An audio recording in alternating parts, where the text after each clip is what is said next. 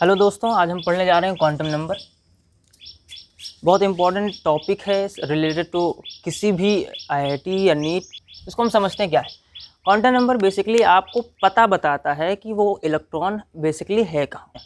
सबसे पहले हमें पता था कि एक एटम के बाहर एक शेल होता है, जिसे हम ऑर्बिट भी बोलते थे। ठीक, फिर जब हम थोड़ा आगे बढ़े तो इसके बाद पता चला कि इसके अंदर सब शेल भी होता है। जब सब शेल हमने पढ़ा तो हमें पता चला कि यहाँ पर ऑर्बिटल्स भी होते हैं, और जब ऑर्बिटल्स के बारे में पता चला तब अब उस ऑर्बिटल के अंदर कितने नंबर ऑफ इलेक्ट्रॉन भरे जा सकते हैं इसके बारे में भी हमें पता चला, और वो है स्पिन। तो बेसिकली इन तमाम चार चीज़ों को आप बता लेंगे तो इसे बताते हैं क्वांटम नंबर।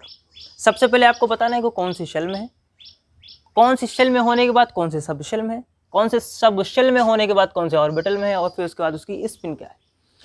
इन सब को डिफाइन करते हैं क्वांटम नंबर। जो सबसे पहले आपको शेल बताता है उसे बोलते हैं प्रिंसिपल क्वांटम नंबर।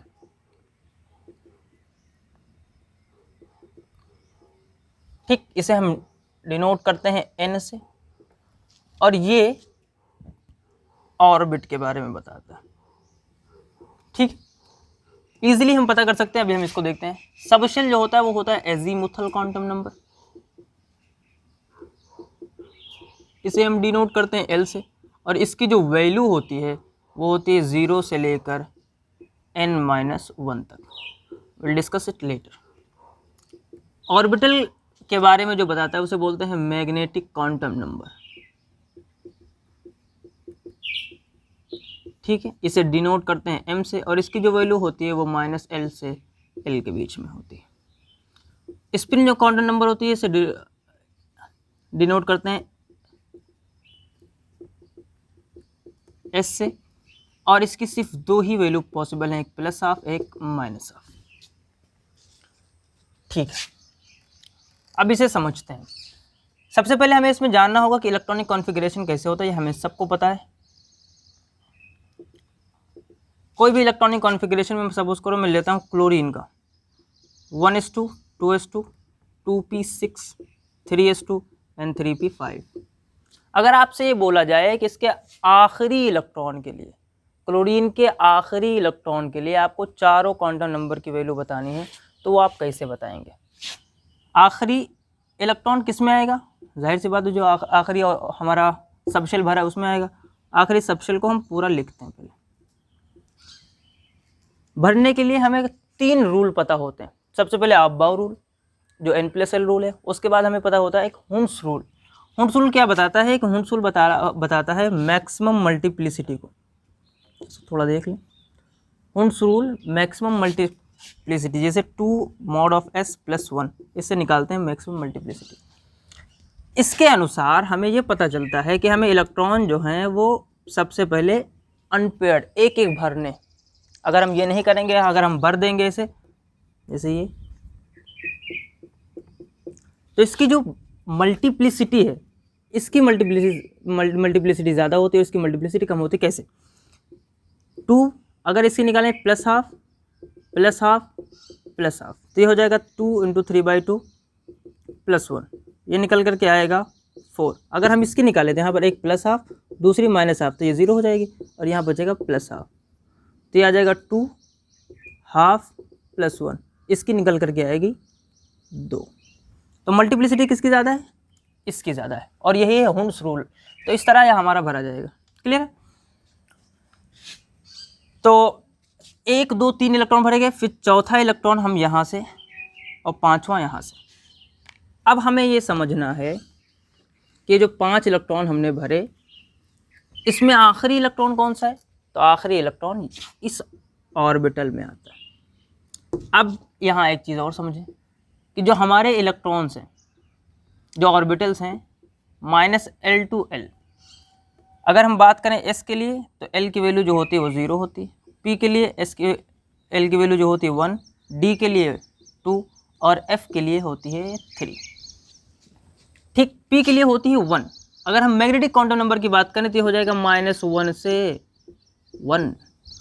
इसका मतलब क्या है? -1 0 और 1।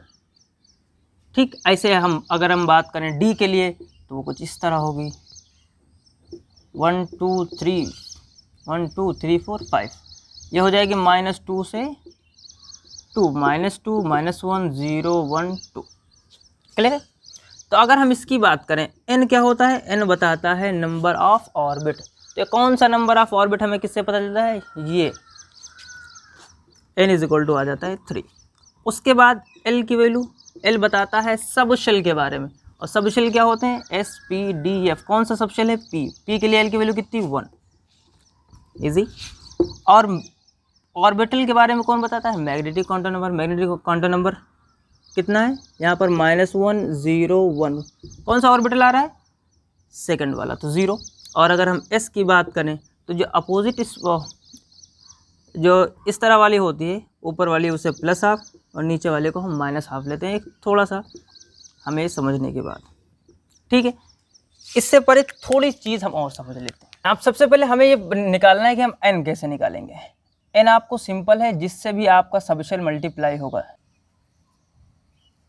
कोफिशिएंट ऑफ सबशेल, जैसे 3p 4d 5s। ऐसे अगर मैं पूछूं इसके लिए तो n की वैल्यू कितनी, 3, इसके लिए n की वैल्यू कितनी, 4, इसके लिए n की वैल्यू कितनी, 5। इस तरह हम इजीली निकाल सकते हैं। Next question, l। l क्या होता है, l के लिए अभी मैंने बताया था, l की वैल्यू जो होती है वो वेरी करती है 0 से लेके n-1 तक। मतलब इसका क्या है कि l की वैल्यू जो है वो हमेशा n-1 होगी, मतलब n से छोटी होगी। अगर मैं लेता हूँ n की वैल्यू 3, अगर मैं लूँ n की वैल्यू 3, तो l की वैल्यू जो है वो 3-1, मतलब 0 से 2 के बीच में ही वेरी करेगी।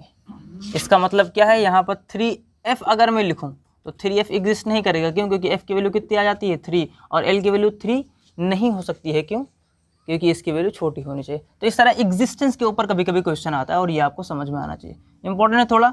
एनसीईआरटी में भी एक क्वेश्चन है कि एक कोई जी ऑर्बिटल है, उसके लिए मिनिमम वैल्यू n की कितनी होगी, तो आप इजीली निकाल सकते हैं। कैसे, S P D F उसके बाद G। इसके लिए l की वैल्यू कितनी हो जाएगी, 0 1 2 3 4। तो यहाँ अगर इसकी वैल्यू l की वैल्यू मिनिमम वैल्यू कितनी है, 4, तो n की वैल्यू कितनी होगी, n+1, l+1 कितना, मतलब 5। मिनिमम n की वैल्यू कितनी होनी चाहिए, 5, तब ये जी ऑर्बिटल एग्जिस्ट करेगा। Next, magnetic quantum number. Magnetic quantum number आपको सिंपल, जब आपको l की वैल्यू पता हो, सपोज करो 2, तो मैग्नेटिक क्वांटम नंबर की वैल्यू -222, क्योंकि हमें पता है कि -L2L होता है। इजी। तो यहाँ पर 5 होंगे, 1 2 3 4, -2 -1 0 1 2।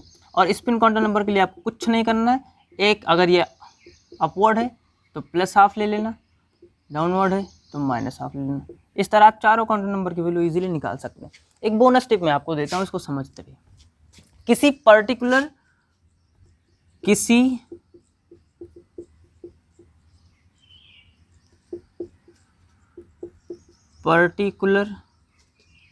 ऑर्बिट में